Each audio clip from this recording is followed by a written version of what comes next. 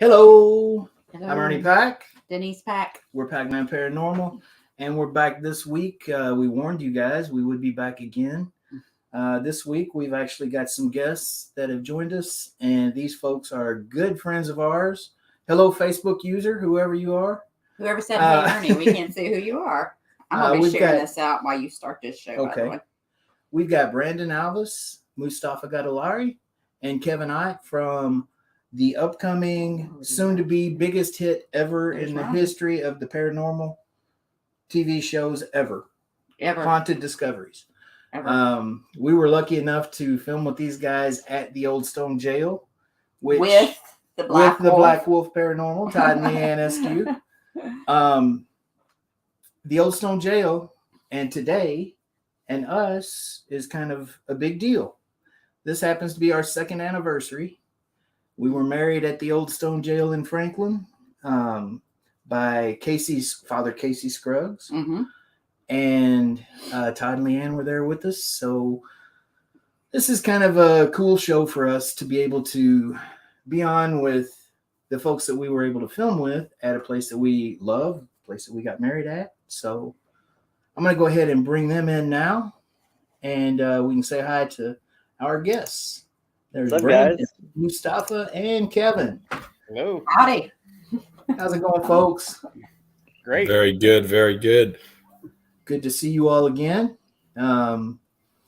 It's been a minute since we've seen Brandon and Mustafa. Well, actually, I saw Brandon a couple months ago at Waverly. He came up for a fundraiser. Kevin, we ran into him a couple weeks ago at the Talbot Tavern for dinner, and Mustafa's been hiding in Jersey. And we haven't.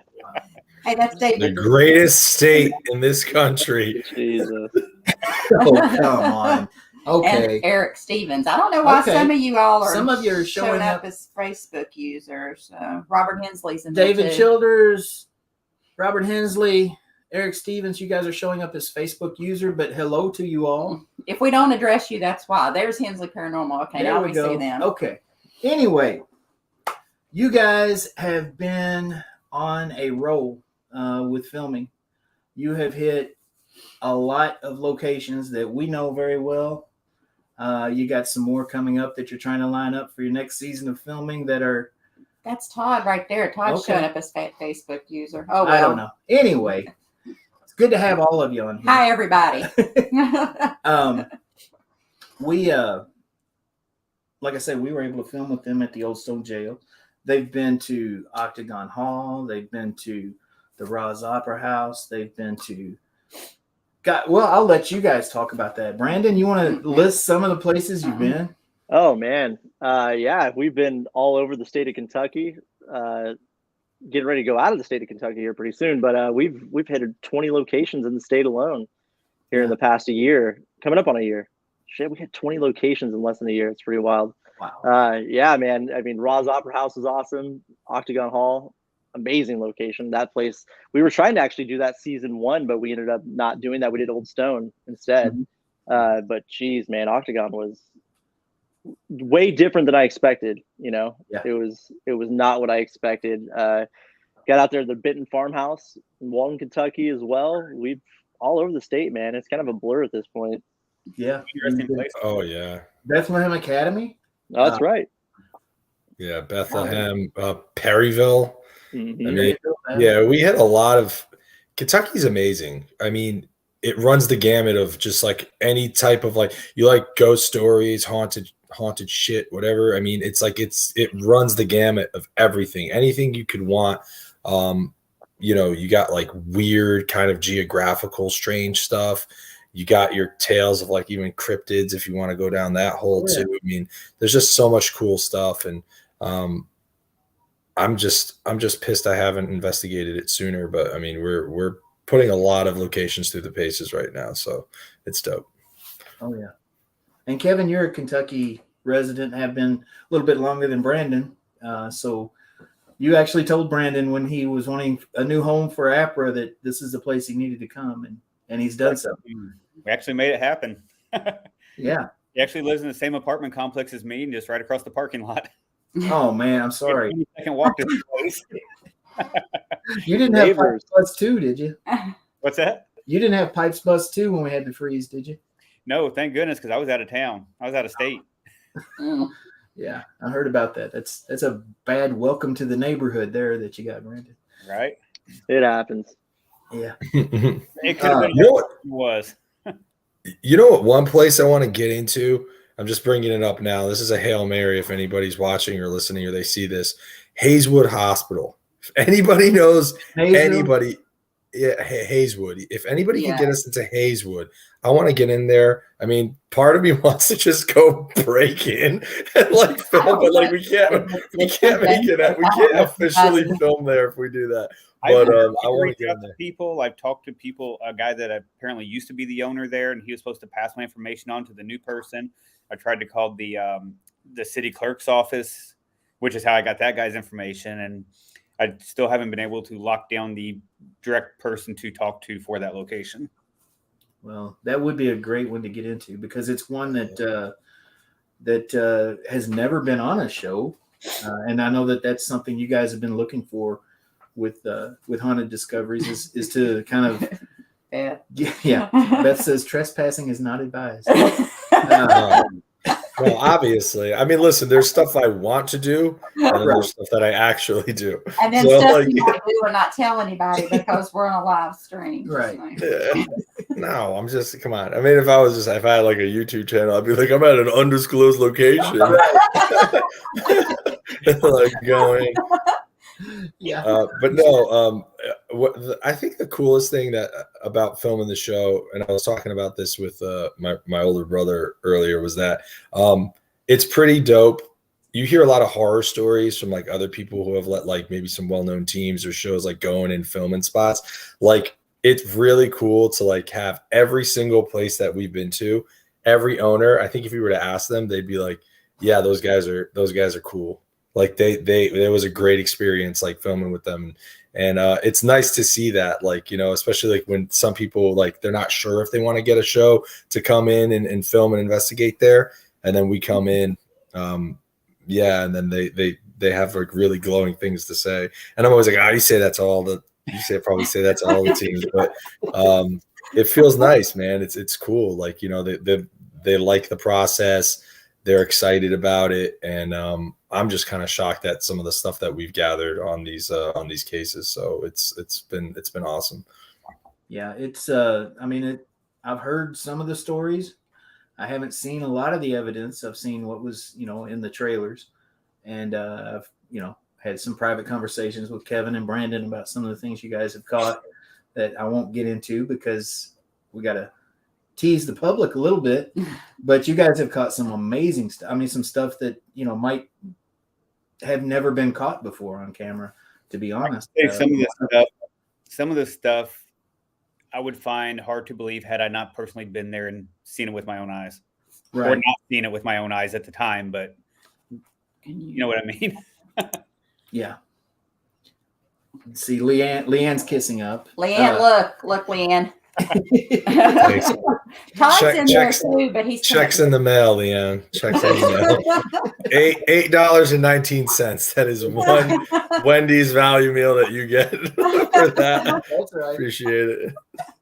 No, I will second that though. I mean, we worked with you guys, sat down, and Mustafa interviewed us, and he's one of the greatest interviewers in the history of TV. I'm glad somebody said it. It's but no, we had a great time. I mean, it's just fun. You're fun to be around. You are very serious in your approach.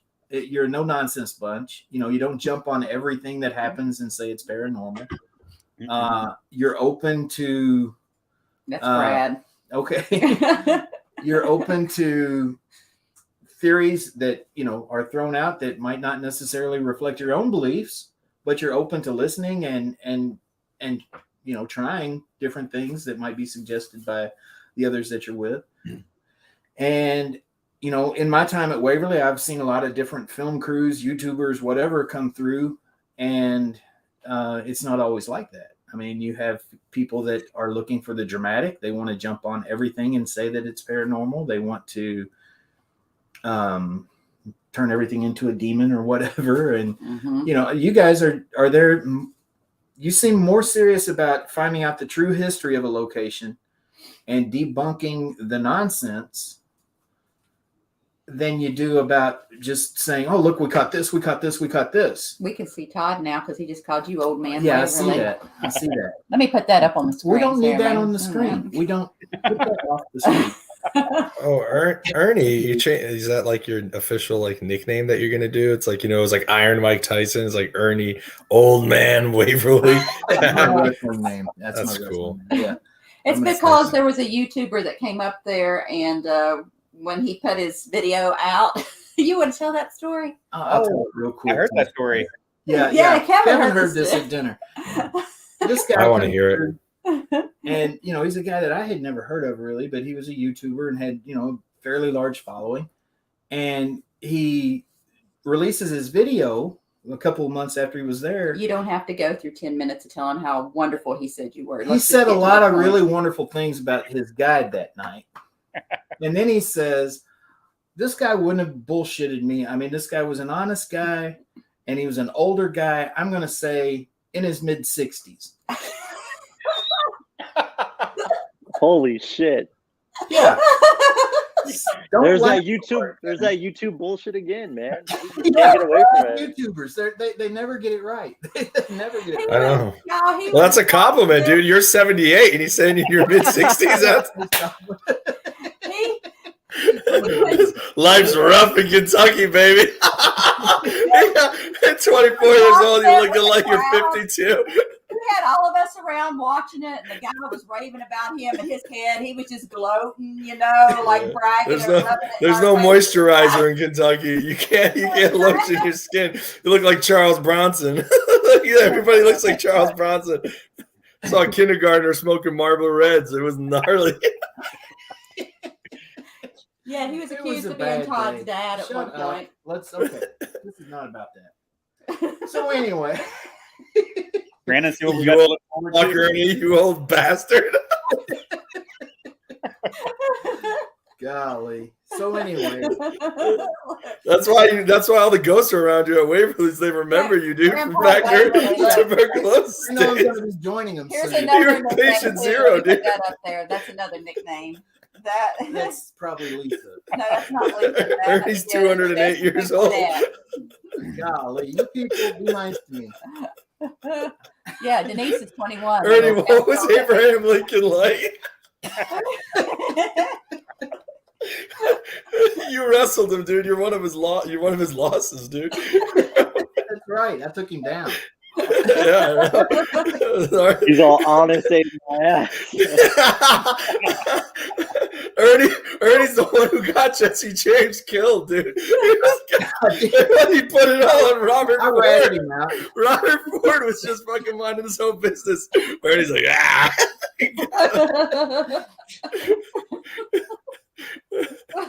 Ernie's a vampire, dude. This is his life. Try to get Mustafa on. He'll be fun. I tried being on the road with him. Ernie knows Aramaic. He watched The Passion of the Christ without subtitles. He's like, oh yeah. Pontius Pilate was my uncle. Fucking ancient. You're like reading the Iliad. You're like, this didn't happen this way. You're like, hey, yeah, everybody. Well, little known fact, God did not rest on the seventh day. He was working. He was working that shit. For beer. Marcus Aurelius Meditations. That wasn't a meditation. That was just drinking beer. He was just fucking hammered. He goes, I drank that bitch under the table. Golly. Caesar, nice guy, honestly. Yeah, I mean, he got the stabbed stories in the back, I can literally. tell y'all when we're not on here about him being considered old. Let's talk about Haunted Discovery. He got a senior citizen discount Haunted at a hotel. Discoveries is Just saying. Oh, there you go. So Haunted Discoveries is awesome, and we're going to take a look at the trailer from Haunted Discoveries if I can figure out how to play it. How to play it. So everybody, bear with me. Yeah. I'm gonna. It's kind of like a newspaper, Ernie. It's like a digital newspaper. I'm used to like, cave carvings and shit. Okay, so here we go. Yeah, Let's see what I get happens it. here. I get it. Some of my youngest memories of my own life are absolute terror of death because I was so worried I'd miss my pants. Sorry. I'm looking to take that next step in my research and my life to really fully immerse myself in, the possibility of consciousness surviving death. I hope I find those answers in this journey, and I hope that I make the right decision. I would think it was my great-grandmother. I really feel her presence when I'm in that room. I had high expectations for what I was going to do with it. My wife ran into some tragedy a few years back and kind of put a stop on all the plans we had. Whoa, the door's closing, dude. When she started dabbling into black arts, that's when things went downhill for her. It looks like you've been bit, bro. Yeah, those are like scratches. I could say, even from my equipment, you know how I'm very scientific with it. The environment, at the very least, acknowledges that she's here. For me, the heart of the haunting is that familial connection. For the first time ever, I actually had the opportunity to be a part of a team to try to potentially contact these people that I've been researching. And I've never done that before. Guys? What? Brandon? I'm getting some weird movement in front of that camera. Say what? I'm seeing some weird movement here. I saw something weird as hell. So when I heard Brandon was looking for a home for APRA, after recently moving to Kentucky and experiencing some of the things that are here in the history, I reached out to him and told him this is one place he should start looking at.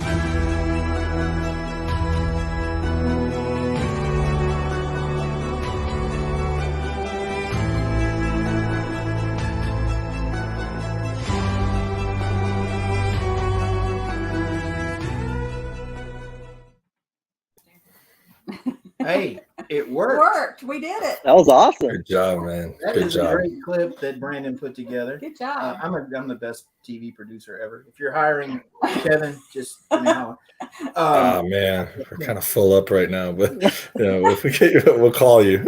Okay, thanks. You got my number. Yeah, I'm pretty sure. And, we saw on there's a lot of big, huge Victorian homes. Mm-hmm. That's about 6 miles from here, down in Old Louisville. That's right. The entire neighborhood. I know you guys have done a few houses in the neighborhood there. That entire neighborhood to me is just one of the most haunted neighborhoods there is. Yeah. I think Brandon might have even made a post saying that he felt like it was the most haunted neighborhood in the country. Yeah. What do you think about Old Louisville? Yeah, it's a wild place. One of the guys that we talked to heavily that helped us not only with the research, but we interviewed extensively on multiple cases, a man named David Domine, who I'm sure you guys are familiar. Yeah, yes. He's kind of a staple of Old Louisville, someone that's kind of put a big spotlight on the St. James Court and that whole area there. But he's the one that kind of coined that term, America's most haunted neighborhood. And you're talking about a place that has the largest collection of Victorian era homes and Gilded Age homes in the country. And not only that, literally you can go into Central Park right there in Old Louisville and throw a rock and you're going to hit a place that has a ghost story. It's wild. Absolutely. Or hit a witch's tree. Yeah. Did y'all see the witch's tree? I love the witch's tree. Yeah, we might have done an episode on that. You never know. Who knows? There you go. So that's a crazy story about that tree, really. It is, yeah. I don't know how much of it is fact and how much is legend, but it's cool. And the tree is weird looking, so there's something to it. Yeah, it's wild. The one thing that picking up on what you just said, Ernie, about like how much of it is true or how much of it is legend, the one thing that we've been toying around with a lot is the idea of like, can a belief in something manifest activity? And I think we've documented some pretty compelling stuff, especially in Old Louisville, that may be true. And it's insane. It's not what we expected. We really challenged ourselves with like a lot of these really kind of like crazy ideas because if you notice with a lot of shows, especially in this genre, but I think for any genre of like TV, because it's like reality TV to me is like, okay, you're documenting what people are doing, so you need to like accomplish something. What ends up happening a lot of times is in shows is it becomes less about documenting what people are doing and more about like documenting them trying to make a show.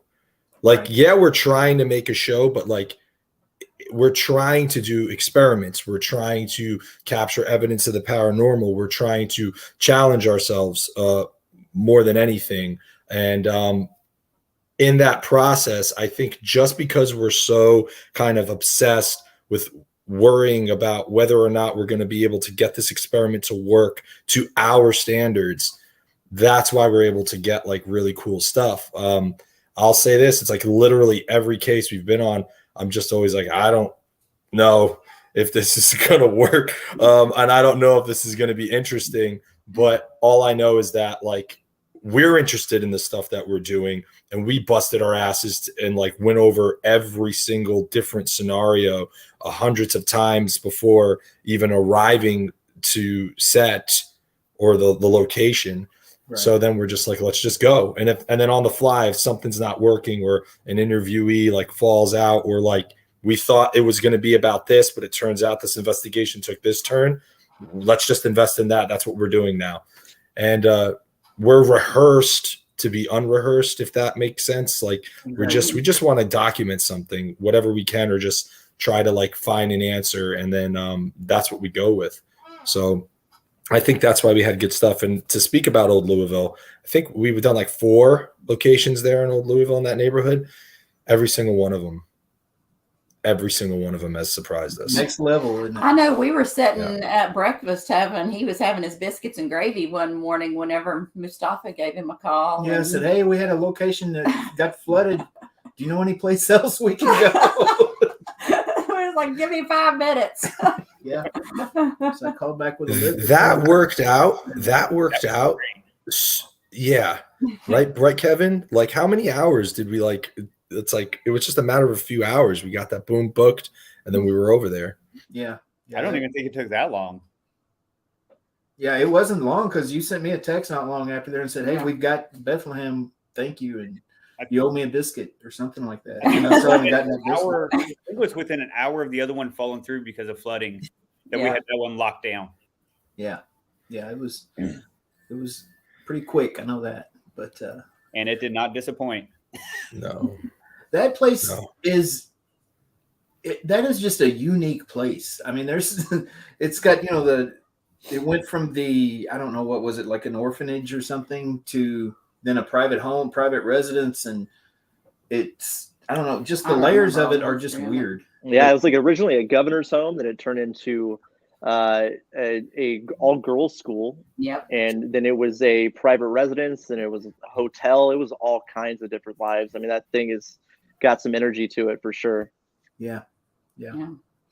Another place you guys went to was the Talbot Tavern and the Jailer's Inn down in Bardstown.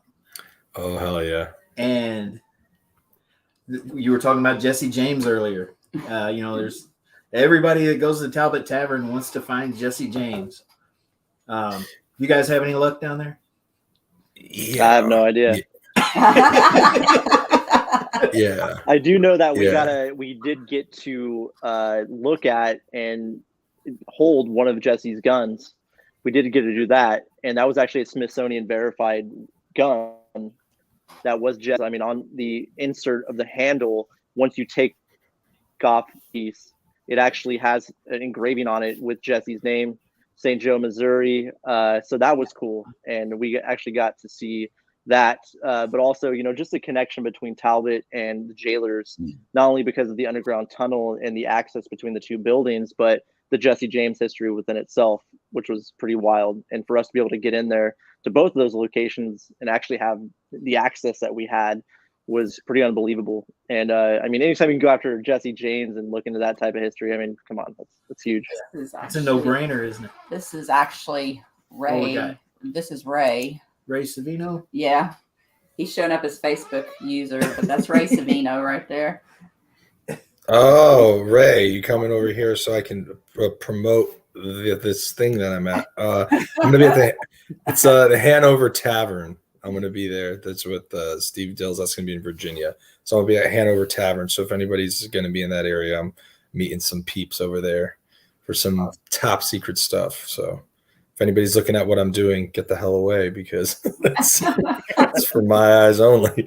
All righty then.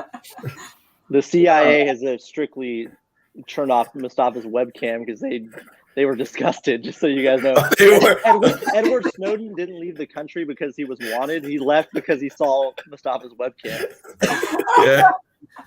Okay. Let's just say a man with my amount of body hair, when I moisturize, it is not a nice picture, because when you're wet, the hair all goes down in one direction. When you moisturize in your hair, it's like WikiLeaks. Julian Assange is not on suicide watch because of WikiLeaks. It's because of the access he had to Mustafa's webcam. Just so you guys know.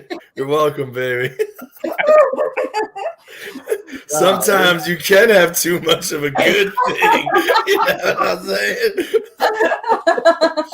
saying? Small things come in big packages. I think I just threw up in my mouth. Yeah.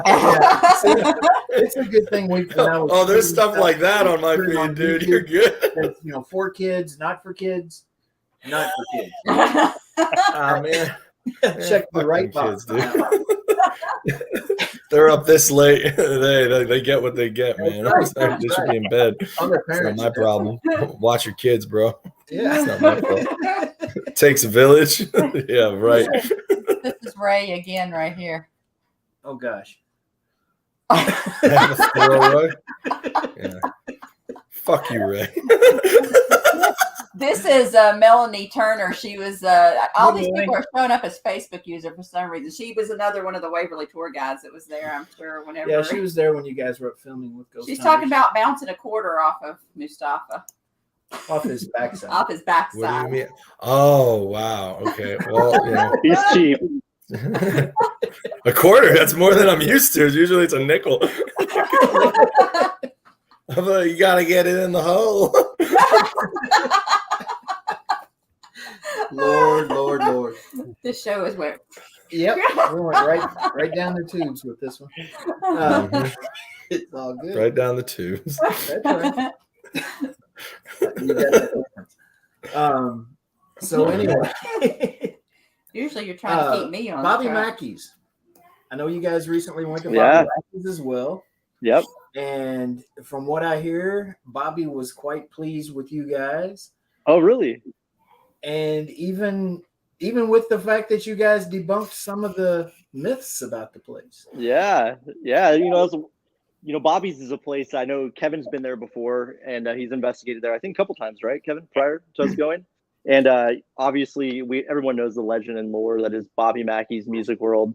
They don't think about it for Bobby, which is the unfortunate aspect of it, because it is the Mecca and America's honky tonk, as Mustafa knows. And that's what it should be recognized at, is this place where it is a shrine to Bobby Mackey and this tremendous body of work. This man, this guy, he's an American folk hero, in my opinion. And we get there and, you hear all the stories about Pearl Bryan and portals to hell and all this bullshit. And we get there and we wanted to talk to the man himself, the guy that this building is about and is a living memory to Bobby. And, we wanted to really get there and kind of separate the fact from legend and talk with Bobby. And we had a great time doing it, I think. That's awesome. Yeah. Bobby's the man. I mean, This it was is, cool. Like Tim Coomer right here. Go ahead and continue. Yeah. Oh yeah. You hang out with him. Yeah. I mean, he was so dope. It was just the way that he talks. It's one of my favorite things he says. He was just like, I just feel like I'm making like the best music I've ever made in my life, like right now. And he's just always working on what he loves to do. And like, he's been performing for people on a stage. Yeah, stepping on him while he's playing guitar. So we do it in Asbury Park. But he was talking about that like since he was 4 years old. That was his first show ever. He was 4 years old. His mom put him up on stage to sing in front of a bunch of people, and to see him remember that, I was like, oh wow, it was really cool. But I will say, Bobby Mackey's the location definitely surprised us. Definitely surprised us. It was really, really, really dope. Like Brandon said, to separate the fact from fiction, to set the facts straight about a lot of these like stories that people kind of came up with. But it was still very, very interesting, not just for the interview aspect, but also for the investigation aspect. I was kind of blown away. Yeah, we've had some crazy activity there, but not the stuff that relates to what you've heard about. Because I went and sat down in the portal and was like, come on. Yeah, she went full on Zach Bagans down there, and I was like, calm down. You know, how many times do you scream, bro? Yeah. Well, he always takes me to these places where anytime there's somebody that has a problem with women, I'm always the one that goes in after them. He always gets hurt because of it. Yeah. She taunts, I get scratched or something. That's so we were in the dressing room down there, and I was giving him hell basically, and just like, you know, it's the year 2021. You don't have any power here. You know, things aren't like they used to be. And he was sitting across the room, and it was pitch black. And all of a sudden I hear this big loud bang, and he's like, what the hell? And I flipped the flashlight on. He had been holding a Coke can. He was kind of leaned over holding a Coke can, and something slapped it out of his hand so hard that the bottom of it was crushed in. Yeah, I mean, they should have told you that Bobby Mackey serves Pepsi products. So I think that you guys should. You guys are really fucked up there. We brought our own cooler, and I did not get that approved. It's like they're playing music, record scratch. It's like, what's that? Like, oh, well, I'm always the one that goes first because he's a chicken. No, what? I'm not. No, you just take off. You can't follow orders. That's the problem here. Tell him about Bigfoot. Come on. Oh yeah. Okay. You ran. You ran. I did not run. You ran. We had something very large running at us through the woods down at Gates of Hell, Casey Cemetery, and I stepped behind the van. We were Sasquatch and took hunting, a tactical so we position with the 45. Dumbass Denise runs down the hill toward it. I'm like, what are you doing? She's like, what are you doing? I'm like, that's big. And she's like, that's what we're here for. And I'm like, okay, you're dead. And I don't know what it was. But sorry, guys, that was me. I was on shrooms that night. I was just running amok. It was a Kentucky Wild Man, dude. That's where it was. It was a Kentucky Wild Man. I don't know what it was, but it was big. As, it was. As Billy Sims calls them, wood boogers. That's what he calls them. But where was I going before you went down that path? I don't know. I wasn't listening to you. I never do. So was there anything that you guys found in the 20 places that you've visited so far with this show? Is there any place that you found where you feel like there was something truly evil? No. Thank you. No. I mean, listen, to me, I don't know about Kevin and Mustafa, but I would say not necessarily like evil in a demonic sense. Stuff that wasn't probably the nicest thing. I'd probably say closer to but nothing that was like any type of demonic nature or anything like that. No. Right. Yeah, that's feel the same way. That's what irks me about paranormal and entertainment, television and YouTube channels and all that. They want to make everything evil and dark. And for the most part, these are just people who've passed on. Well, we feel like even when you get scratched or bitten, it's not somebody necessarily trying to do something bad. They're trying to get your attention the only way they know how. And it's, I don't know. I just, I think a lot of that just comes out of like laziness. It's like when people go in and they want to do that narrative, is they know that there's like a cross section or Venn diagram of people who love horror films and people who love paranormal investigations. I love horror films. And I think people want to live that out in the investigations. So then they'll go, and I think shows or influencers or whoever, people know that that's what's going to grab folks in. But one thing that I have to commend Brandon for is that like there's always this what we like to do is we just want to, again, I said it before, is like, as arrogant as this sounds, it's like we try to just challenge ourselves. Like for season 2, this crop of investigations that we did, Brandon's like, he calls me up. He's like, hey, we're going to throw out all the paranormal, geared for paranormal investigative equipment. What do you think about that for this next crop of cases? So, you know, you talk to anybody who's like a producer on like a major show, they'd be like, you mean all the things that we rely on to get like these scenes done for entertainment value, you want to throw that all out? It's like, hey, we're going to do season 3 of Friends, but it's going to be new friends. Like, you know, it's like, well, what are we, or they're not going to be in their apartment, you know, talking about like Jennifer Aniston's, you know, whatever hairstyle. I don't know. I never watched the show. Fuck that show. But like, you know what I mean? Like, we're not going to do whatever that game is, and then we're going to do something else. So that's what we did. And then the next season that we have planned, we have another thing that's challenging us. And I think that's what, if I'm getting, you know, all philosophical, I think that's why we've kind of been successful, is because when you're uncomfortable, but you're working for like the right reason and the way that like interests you and what you're trying to do in actual work, I really do honestly believe that whatever this energy is, it's attracted to that because it's very human. So if we are investigating humans who have passed on or whatever that is, their energy that's left behind, I think that kind of connects with that.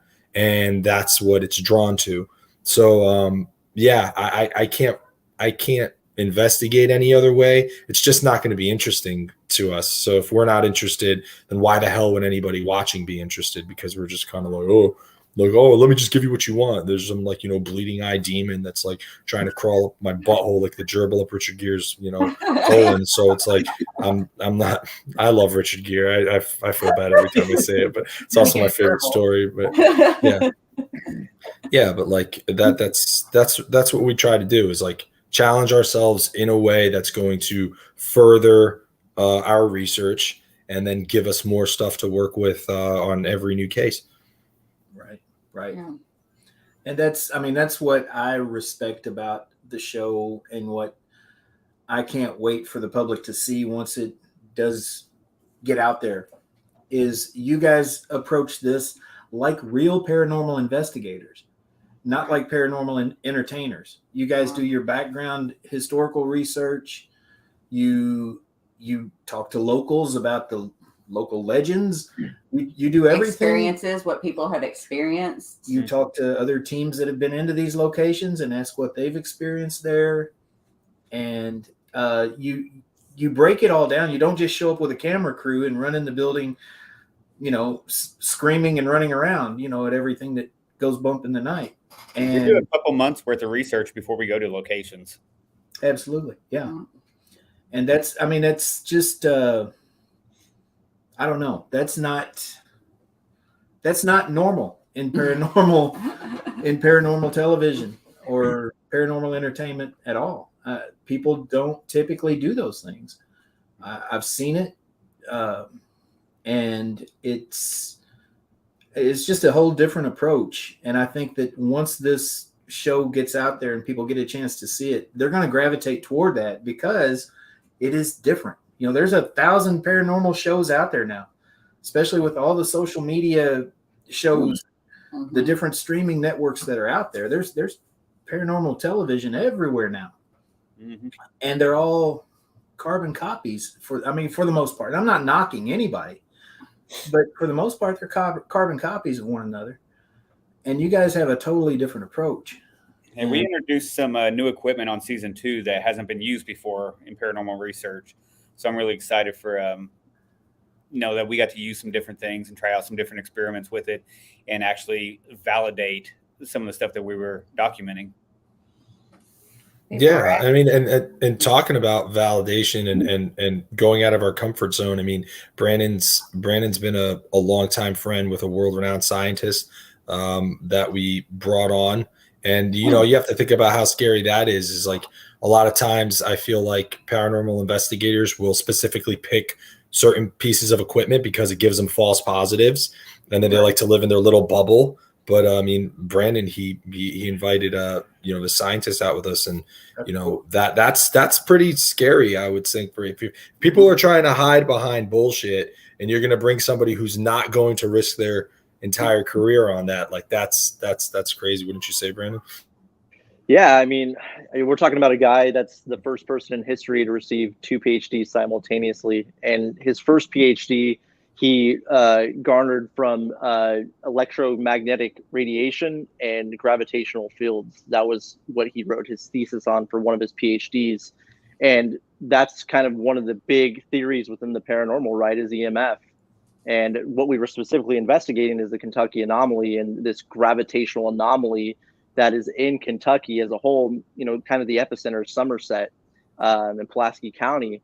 So we brought out a friend of mine, someone I've been working with for over a decade, and a guy who is not going to pull punches when it comes to telling us what's real and what's not, you know. And with us, like Mustafa mentioned earlier, we threw away anything that was garage tech, anything that was designed for the paranormal. It literally went in the trash can. And we went out there and we utilized equipment from other technical industries to collect real data, empirical evidence, and have that scrutinized by a man who is a living historical figure in Dr. Harry Clore. And I'll tell you what, guys, we had some unbelievable evidence and data and unbelievable moments of having this man out there with us that, you know, again, is a skeptic, and he's a true skeptic. He's not a non-believer. He's someone that's trying to find evidence of something existing. And he was right there in the trenches with us. I mean, literally at one point, Kevin and this world-renowned scientist are crawling through a cave to collect a water sample. This guy is not afraid to get out there and get dirty.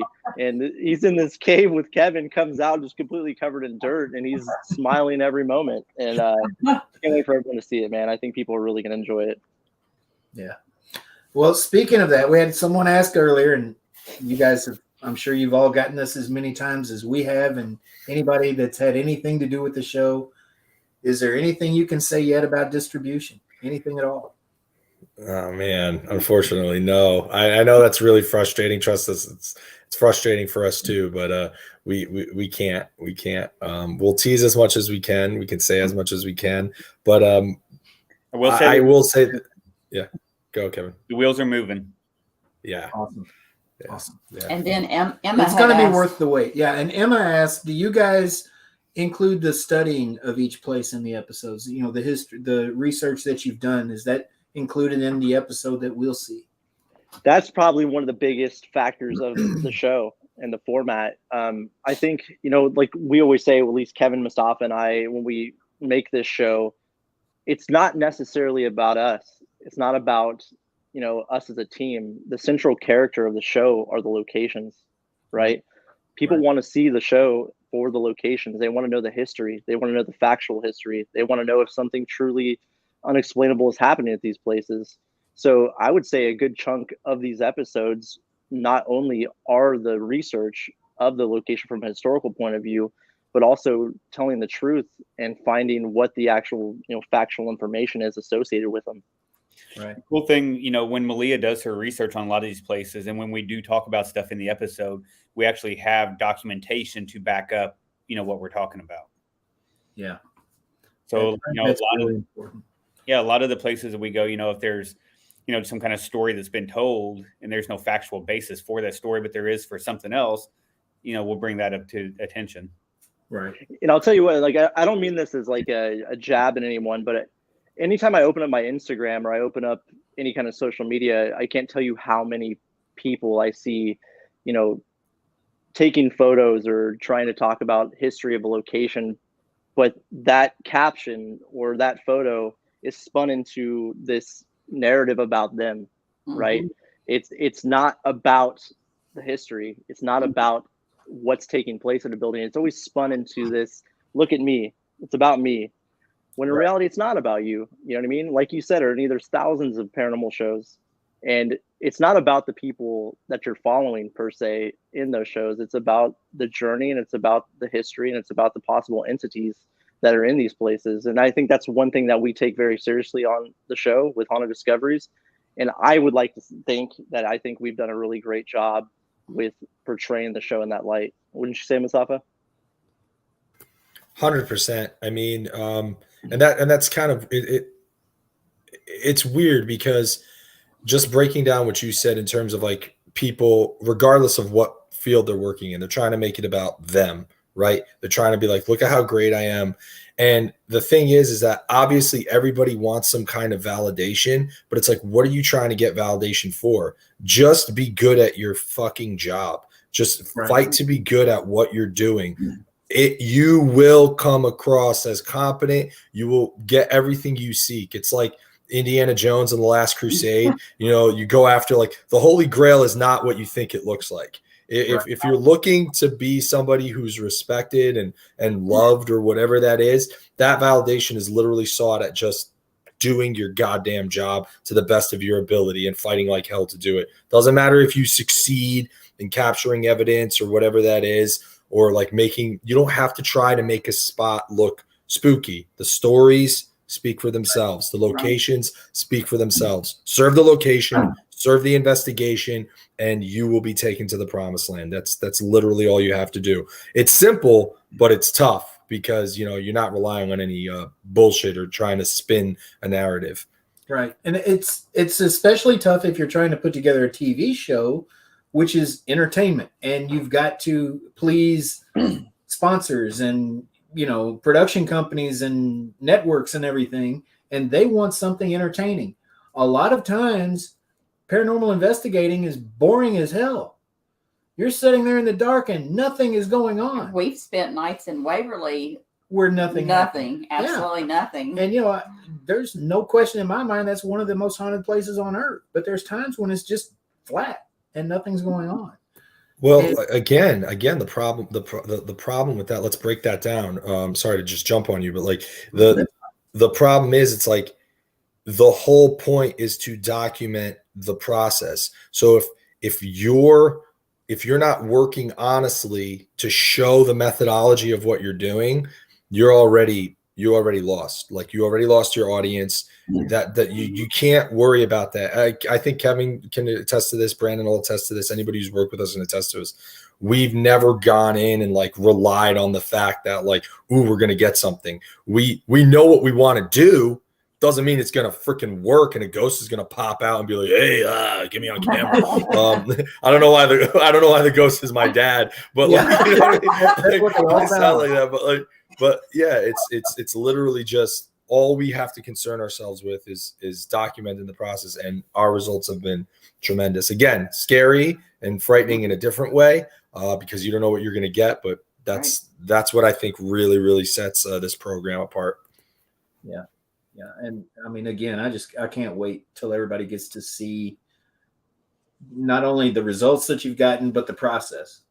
Because he can't wait till everybody sees him on TV. That's what old man Waverly, man. It's actually I changed the lower third on the episode just right when we found out. It was very, very discreet, but it's now going to say Old Man Waverly, paranormal investigator.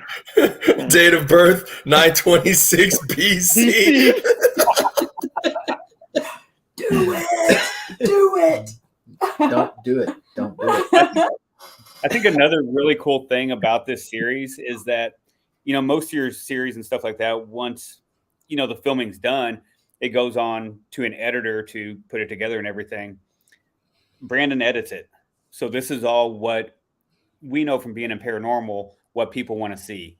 We go by the feedback that we've got from people, and all this is done very contained within us. So it's not like we're, you know, filming everything and then handing it off to an editor that has no interest in paranormal or anything like that. This is all done. You're getting a little bit of pity. I think that makes a big difference as well. Wrong one. Where'd it go? There it goes. I got to give him pity where he can get pity. Yeah, I agree. I mean, I don't know. It's just, this show is just different. That's all there is to it. I mean, like I said, I've seen other shows, how they do things. You know, some shows will rent a location for a week and hope to get 3 or 4 pieces of evidence that they can put into an episode and make it look like, look how busy, how active it was the night we were there. You guys typically investigate one night at these locations after researching them for weeks. Your investigation is 1 or 2 nights at the most, typically, and you put out what you find. I mean, you don't invent anything. You don't drum anything up. You don't dramatize anything.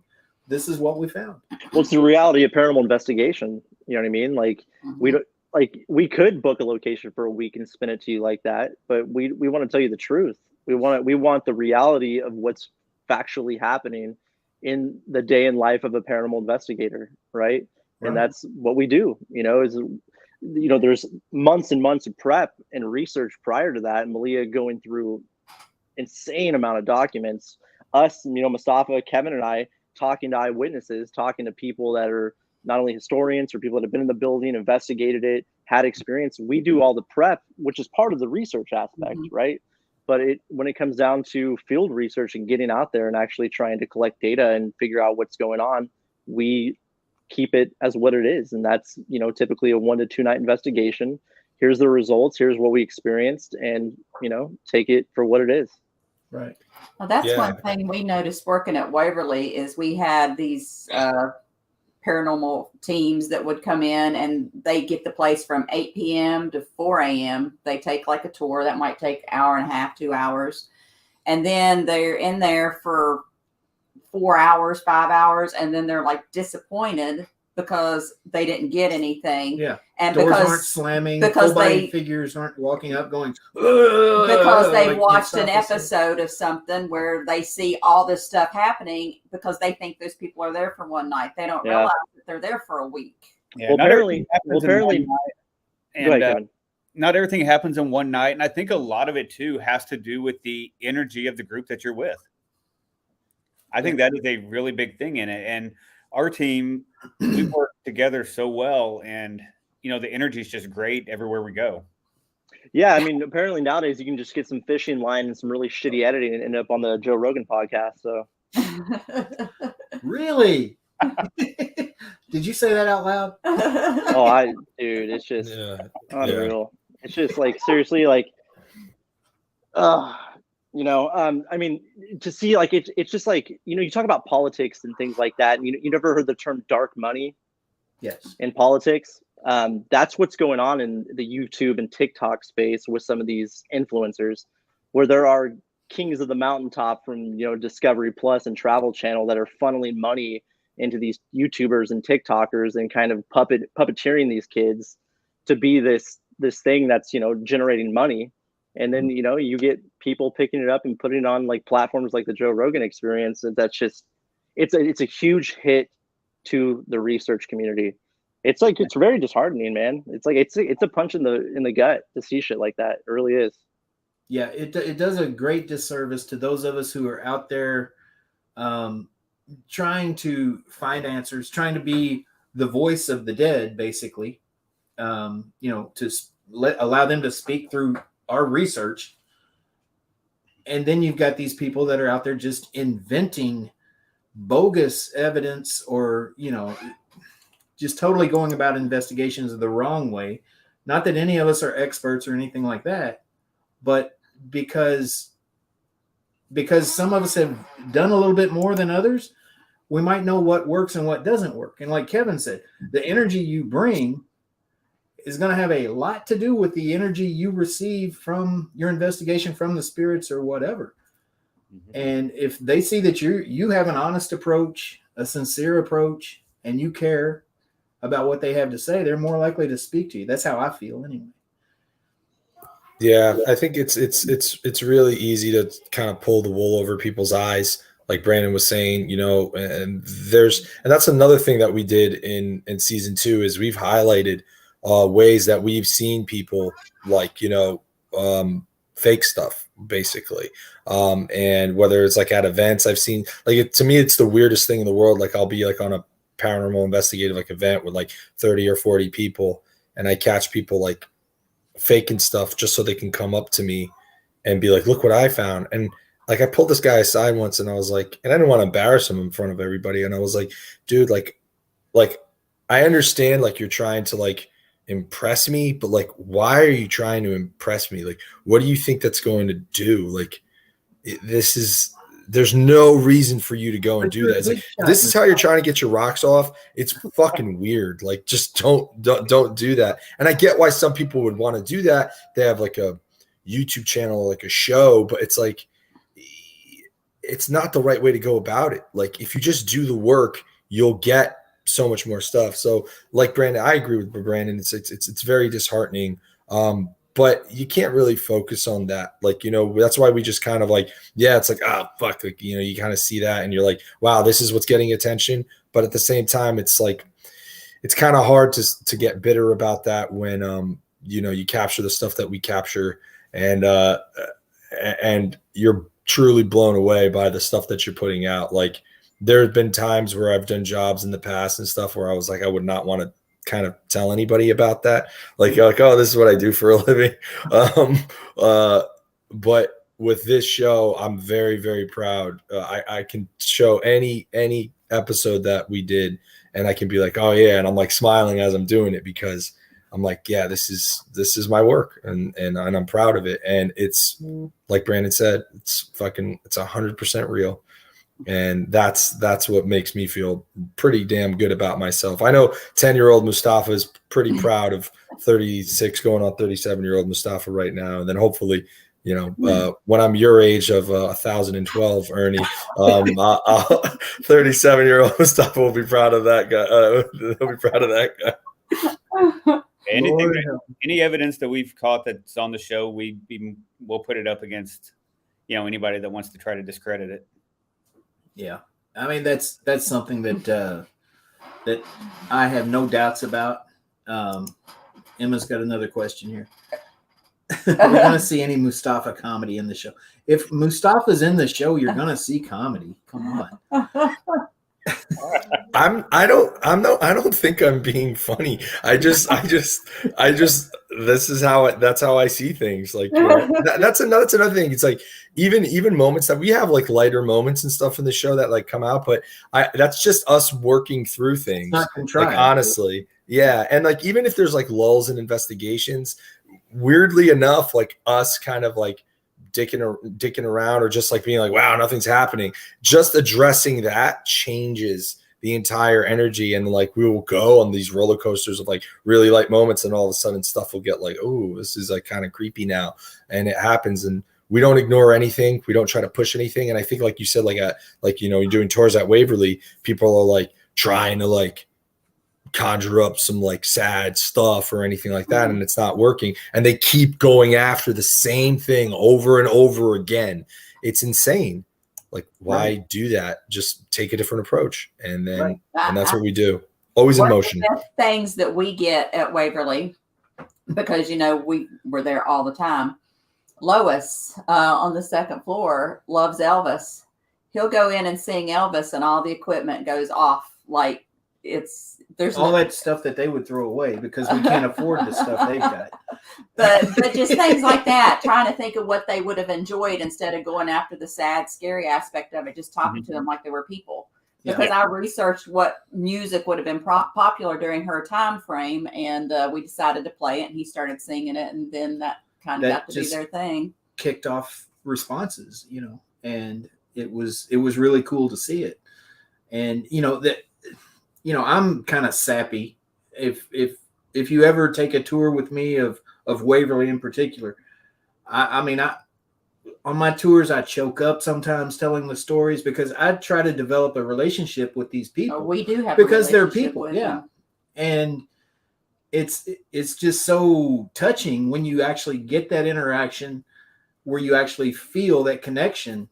You know, is more than just a light on a piece of equipment coming on or something like that. It's like a personal connection. That's what keeps me in the field. It's hard to explain, but you know, we don't do a whole lot of video and audio. We don't really carry a lot of photographic stuff. We just go in there and try to talk to them.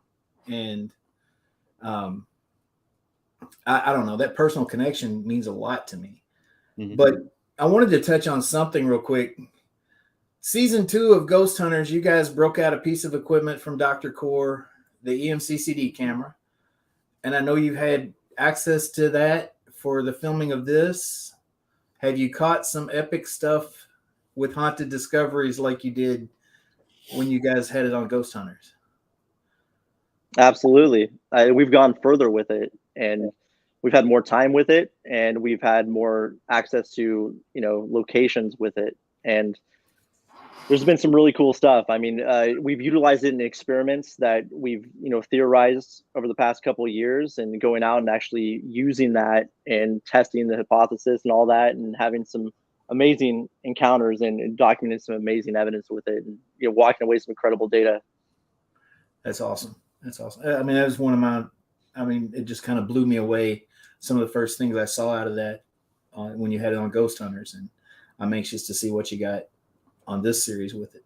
I won't keep you guys all night. I know we're at an hour now on the show. I'll kind of wrap it up here, but one thing, Mustafa talked about using a unique approach, doing something a little different, and he's not doing anything contrived to try to be funny.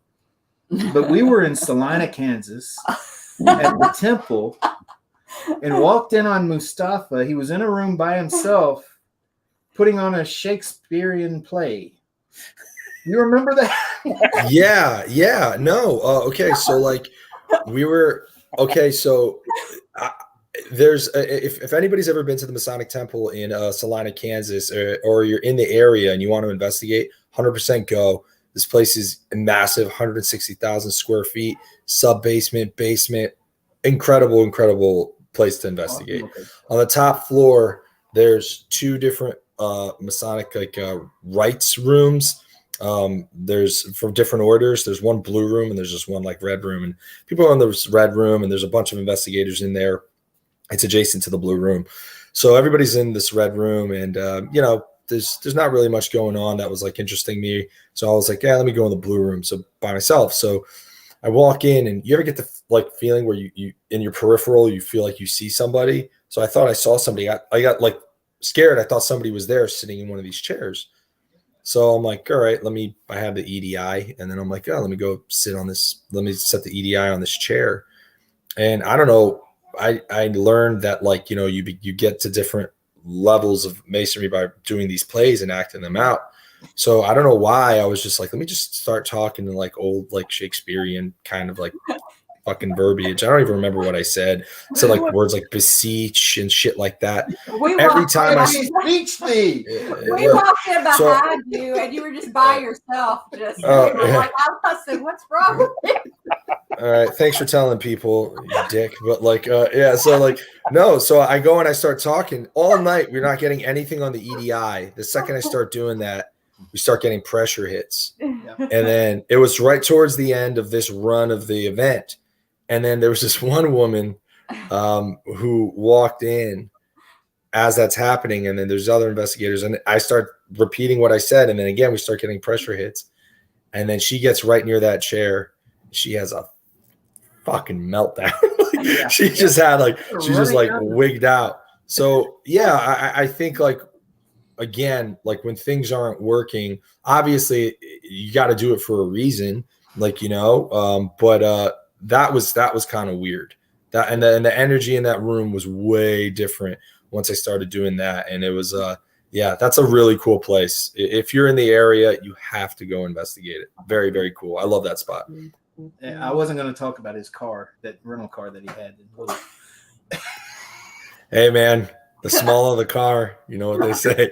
All right. You know what they say. And it had to be the mystery machine blue too. Oh my god, that shit! It was so windy that night. That Chevy Spark almost turned over on the highway when I was driving to the airport. Anything above 60 miles per hour in that is dodgy, dude. Don't do it. Anyway, yeah, I guess we'll wrap it up. But I'll let you guys talk about where folks can follow you guys and look for news on potential release date and all that good stuff. So whoever wants to take that, fire away. Yeah, we'll be posting the news as soon as we're able to. Be posting on the Haunted Discoveries Facebook page, Haunted Discoveries Instagram. So just follow us on that and watch for the updates. Hopefully coming soon. And we'll be sharing any news that we get as well when we can. We've also signed non-disclosure agreements, so we can't talk about everything that we know. You damn right. But this is going to be a great show. It's going to be one that you guys it's one that the paranormal community has needed. The nonsense has gotten out of hand, and these guys have brought things back down to earth, back to a scientific approach, and back to a real paranormal investigator kind of approach. And that's what I appreciate about it. So I can't thank you guys enough for coming on with us. Hopefully we'll be able to get Malia on with us and do this again, maybe after we have a release date, and we'll do it again. But absolutely. Love you guys. Y'all keep it real, and we'll be talking to you again. Absolutely. We'll see you soon. Everybody take care. Thanks for everybody that's tuned in. Too. Appreciate everybody that tuned in. Thank you, and everybody that shared. Just keep doing what you're doing, folks. Love y'all.